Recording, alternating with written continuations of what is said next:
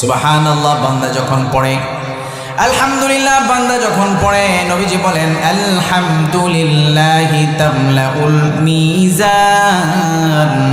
আলহামদুলিল্লাহ বাক্যটা বড় ছোট, কিন্তু এটার এত ওজন, এত পাওয়ার, এত শক্তি। বান্দা যখন আন্তরিকতার সাথে মন দিয়ে এই বাক্যটা পড়ে, তখন আল্লাহ রাব্বুল আলামিন যেই মিজানের পাল্লা ভারী হওয়ার কারণে সে জান্নাতে যাবে, ওই মিজানের পাল্লাকে আল্লাহ তাআলা ওজনদার বানায়া দেয়। সুবহানাল্লাহ, সুবহানাল্লাহ বললেন, আলহামদুলিল্লাহ পড়লেন।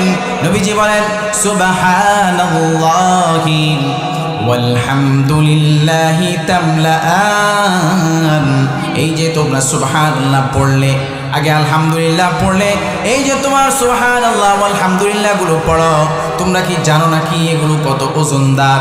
এগুলো এত ওজনদার, তামলাউ মা বাইনাস সামাই ওয়াল আরদি, এত বেশি ওজনদার এগুলোর নেকি এত বেশি।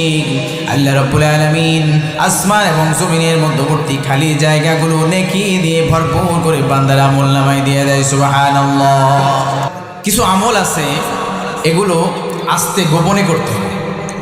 যেমন মনে করেন তাহাজ্জুদের নামাজ আপনি চুপে চাপে পড়বেন, আল্লাহর কাছে কানাকাটি করবেন, আপনার গোপন কথাগুলো যা আছে অভিযোগ অনুযোগ সব বলবেন।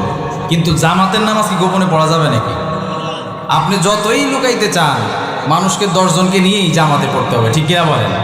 ইসলামের অনেক বিধান দেখবেন, কিছু আছে প্রকাশ্যে মানুষকে জানান দিয়ে করতে হয়, শিআর ইসলাম যেগুলোকে বলা হয়।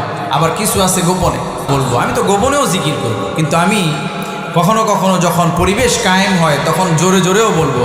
আমি যখন জোরে বলবো তখন এই সুবহানাল্লাহ শুধু নেকি হবে না, এই সুবহানাল্লাহর কারণে আশেপাশের গাছগাছালি, তরুলতা, আশেপাশের পাখি, পশু পাখি সব জিনিস আমার জন্য হাসরের ময়দানে সাক্ষী হয়ে যাবে। বলেন সুবহানাল্লাহ। গাছগুলো বলবে অমুক জায়গায় চররামপুরের ওই মাঠে এই বান্দাকে আমি সুবহানাল্লাহ বলতে শুনেছি। ছোট ছোট পিপিলিকাগুলো বলবে হাসরের ময়দানে, ও আল্লাহ অমুক বান্দাকে আমি ওই জায়গায় বসে বসে সুবহানাল্লাহ আলহামদুলিল্লাহ বলতে শুনেছি। আশেপাশের পশুগুলো, কুকুরগুলো, শিয়ালগুলো, ছোট ছোট ব্যাকটেরিয়া, ভাইরাসগুলো, যেই পোকাগুলো আমরা দেখতে পাই না, এরাও সাক্ষী দিবে। এজন্য সাক্ষীর দরকার আছে না নাই? এজন্য সাক্ষী বানানোর জন্য জোরে জোরে সুবহানাল্লাহ আলহামদুলিল্লাহ বলা যাবে তো ইনশাআল্লাহ।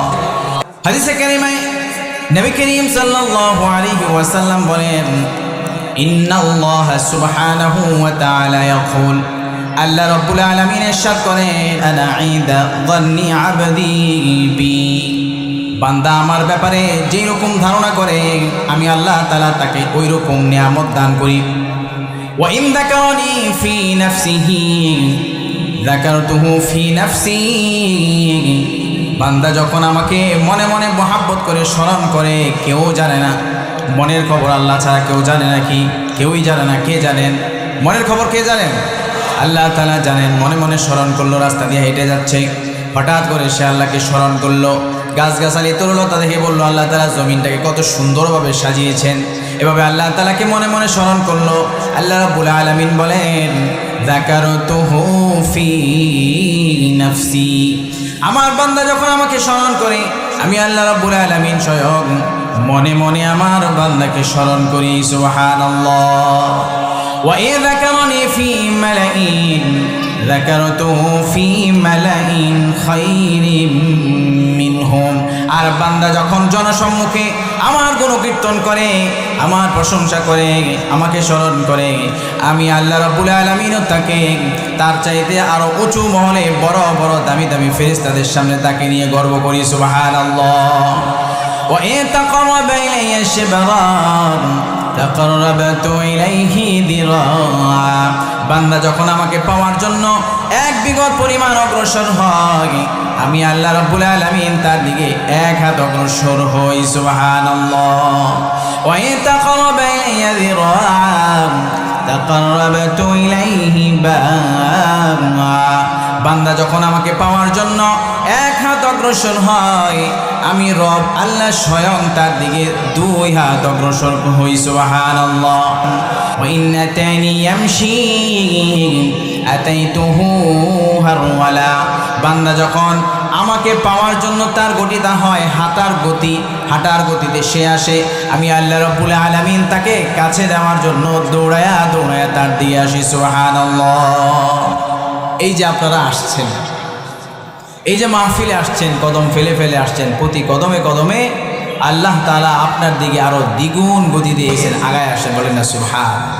লাভ আছে না নাই? আরো লাভ আছে। হাদিসে কারিমায় নবীজি বলেন, মা আনআমাল্লাহু আলা আবদিন নি'মাতান ফাশাকারা ওয়া ক্বালা আলহামদুলিল্লাহ ইল্লা কানাল্লাযী আ'তাহু আফদালা মিম্মা আখাযা।